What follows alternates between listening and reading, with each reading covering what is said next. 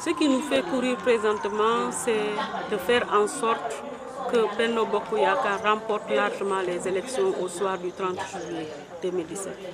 Parce que Monsieur le Président de la République a fait d'énormes réalisations en Casamance. Il ne serait pas juste qu'au soir du 30 juillet, qu'on ait l'impression que vraiment la région de Ziguinchor est contre Monsieur le Président de la République. Parce que les populations de Ziguinchor sont avec lui. Et en allant à Bignona, c'est également le même sentiment qui nous a animés. Parce que comme vous le savez, la commune de Kartiack est dans les mains de l'opposition. Donc, dans un tel contexte, nous, les fils de cette commune, nous ne pouvons pas laisser le champ libre à l'opposition. Et il a fallu que nous soyons sur le terrain, aussi bien à Bignona, mais également ici à Ziguinchor, parce que nous militons dans la région de Ziguinchor, dans le département de Ziguinchor. Donc aujourd'hui, tout ce que nous voulons, c'est faire en sorte que les populations soient mobilisées derrière Monsieur le Président de la République, parce que nous avons vu ce qu'il a réalisé pour la Casamance. Nous avons compris ses ambitions pour la région casamançaise. Et donc nous, fils de la région, étant donné que nous sommes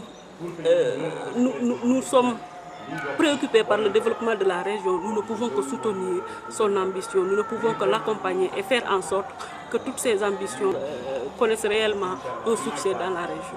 Madame la directrice, on sait que les Sénégalais sont aujourd'hui découragés de la politique et des politiques. Aujourd'hui, quelle stratégie adoptez-vous pour mobiliser les troupes? Alors nous, aujourd'hui, la politique que nous adoptons, c'est une politique de développement. Parce que c'est l'ambition de Monsieur le Président de la République. Et nous ne voulons plus de cette politique où on vient donner quelques sacs de riz, quelques billets de banque. Non, nous voulons d'une politique qui permette aux populations de se prendre en charge, de pouvoir trouver des emplois et donc de pouvoir vraiment faire émerger cette région qui est tellement riche, aussi bien en fruits qu'en légumes. Et donc il est extrêmement important, cette région qui a des hommes de valeur, des hommes travailleurs, des femmes travailleuses, vraiment que cette région puisse tirer vraiment profit de tout ce potentiel et faire en sorte vraiment de participer à l'émergence du Sénégal. Et aujourd'hui, vous êtes à Gomel, où vous avez rencontré les populations de ce quartier. Quelle appréciation faites-vous de vos échanges? Alors d'abord, j'ai un sentiment de satisfaction parce que la rencontre avec ces femmes nous a montré encore une fois que les populations casamançaises sont engagées pour le développement de leur localité. Parce que ces femmes veulent qu'on les aide à développer, à créer des activités génératrices de revenus.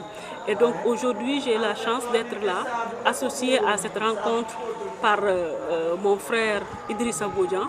Et donc c'est une très bonne chose. Aujourd'hui, nous avons voulu également montrer à ces femmes que le souci de cohésion qui était la préoccupation des populations de Ziguinchor est prise en compte par nous deux, mais également par tous les leaders qui sont au niveau de la région.